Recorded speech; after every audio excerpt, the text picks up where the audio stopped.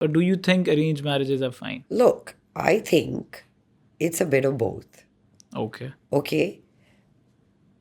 And to be honest, I mean, I am in a marriage, but I think in this day and age, marriage is a very failed institution Absolutely. because there is so much out there. There is so much variety. There is so much opportunity. Easy access, yes. There is easy access. So पहले तो आप शादी तब करें, बच्चों के लिए नहीं करें, मेहंदी के लिए, डांसेस के लिए, बारात में जोड़े क्या जाएंगे, इन चीज़ों के लिए ना करें. और ये सब काउंसलिंग से आती है, right? So it all boils down to understanding yourself. आज के दिन में 6 साल से मुझसे एक बंदा वादा कर रहा है, वो 6 दिन में पलट जाएगा, मेरे पास क्या गारंटी है कि वो नहीं पलटेगा, right? So it's a iffy situation in both. The only difference is in an arranged marriage, the chances are that because you don't know the person, there is zero expectation. So you build on those expectations Right. living together. You build on those boundaries living together. Love marriage देखें, वादे नाते, सारी कस्में वादे, ये करूँगा वो करूँगा, उसका कोई पर्चा नहीं है, उसका कोई रिपोर्ट कार्ड नहीं है. ठीक है. वहाँ पे भी ये हो सकता है कि उस बंदे को नहीं पता, उसने अपना वादा तोड़ दिया. क्या कर सकते हैं? आपको अपने आप को समझाना है कि what are the places you need to stand up for yourself. अच्छा सर, तो इसमें फिर थोड़ा सा इस तरफ भी आते हैं कि लोग शादी करते वक्त लड़का क्या देख रहा है और लड़की क्या देख रही है. लड़की देख रही है कि थोड़ा सा, अब ये मैं डेटा से बता रहा हूँ, इट्स नथिंग रैंडम, ठीक है, ये हमारे अपने डेटा एक्सपीरियंस से बता रहा हूँ. Right. They are looking for financial stability, बिल्कुल. Good family age in like good start with अपना घर होना चाहिए एंड समथिंग लाइक दिस, ठीक है. राइट. एंड सर्टनली लड़का सिर्फ देख रहा है खूबसूरत होनी चाहिए, बिल्कुल. ठीक है. और लव मैरिजेस में ये हो रहा है कि रिलेशनशिप्स रह रहे हैं, डेटिंग भी चल रही है, but when it comes to marriage everything starts reacting differently. Requirement भी हमारी चेंज है. For dating we have a different requirement. लड़का जो चाह रहा है, मतलब उसको लड़की जो पसंद आ रही है, वो मॉडल टाइप लड़की पसंद आ रही है, मॉडर्न पसंद आ रही है, ही लाइक्स द फैक्ट कि वो बहुत स्ट्रॉन्ग है and she can go anywhere, she can come anywhere, तो चीज़ बड़ी कन्वीनियंट है.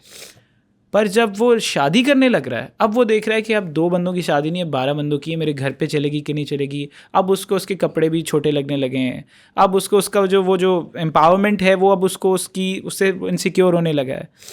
तो ये जो डिसबैलेंस है, और लड़की के लिए भी कि मे बी शायद wild dating he was like कि यार बंदा बहुत अच्छा है, मिल के कर लेंगे, तो मेहनती है और इसका फ्यूचर अभी समझ नहीं आ रहा, पर चलो ट्राई करते. बट जब शादी की बात आती है कि नहीं यार अभी तक तो ये तो बड़ी स्ट्रगल है, इतने में there is a very good proposal, तो she will settle for less because of the fact कि उसको वो जो मेहनत उसने सीखी है कि मर्द ने ही ब्रेड विनर का रोल प्ले करना है और मैंने वो स्ट्रेस नहीं लेनी, because that is a very difficult stress too. Yes. तो इस सारे नुआंस को थोड़ा सा क्लियर करें कि इसमें रिस्पॉन्सिबिलिटी कितनी है लड़के की और लड़की दोनों की. देखिए, again, I would say it comes to what sort of relationship you've seen growing up, right?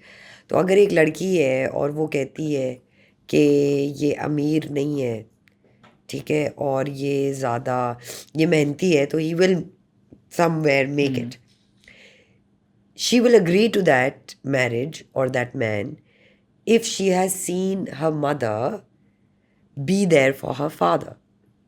Right? So that familiarity सही. will make her realize कि यार अम्मा अब्बा भी तो ऐसी घर बनाया है साथ मिलके, तो हम भी बना लेंगे.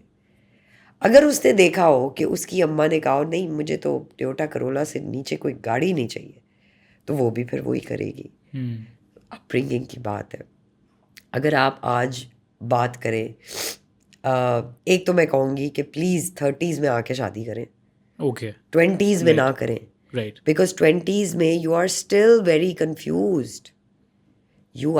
चले लेट 20s कह दें, बिकॉज हमारी सोसाइटी में 25, ओ माई गॉड, कौन शादी करेगा तुमसे बेटा. It changed. अब नाउ इट्स बच्चे कब होंगे, कब बड़े होंगे, अच्छा है बच्चे साथ बड़े हों, तो वो बच्चे और माँ की मेच्योरिटी एक ही लेवल की होती है. तो you need to understand that life at times, a lot of things are changing. So first, see what are the values that click you. तो कई दफ़ा ऐसे होता है, जैसे फहद में अगर सारे टिक्स हों और वो एक एक्स हो, जो वो एक एक्स मेरे कोर को ट्रबल देता है, तो उसके सारे टिक मार्क्स तेल लेने गए. Right. You need to know as a person what you can live with and what you can't live with. Right. If an individual knows कि खुदा ना करे मेरी बीवी का खूबसूरत हसीन हूर परी गिर जाती है, मुंह कुछ हो जाएगा, क्या मैं रह सकूंगा इस इंसान के साथ जो खूबसूरत नहीं है? They need to ask themselves these questions before they make a decision. And I know in your 20s you think you've made the best decision and this is the smartest decision, or there's a lot of confusion and there is no way out, there's no answer, there's no there.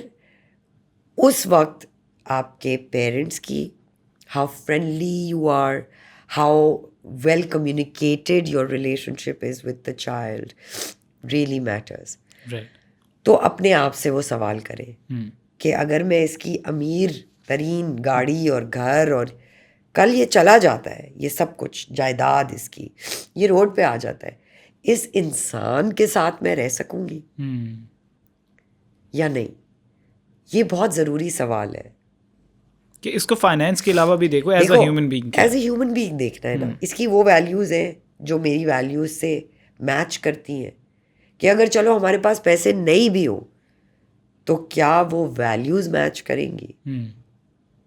अगर इस लड़की के पास खूबसूरती कल ना हो तो क्या खूबसूरती है इसके अंदर? खूबसूरत. यस. कि यार मेरी फैमिली को वो या मुझे खुश रख सकेगी?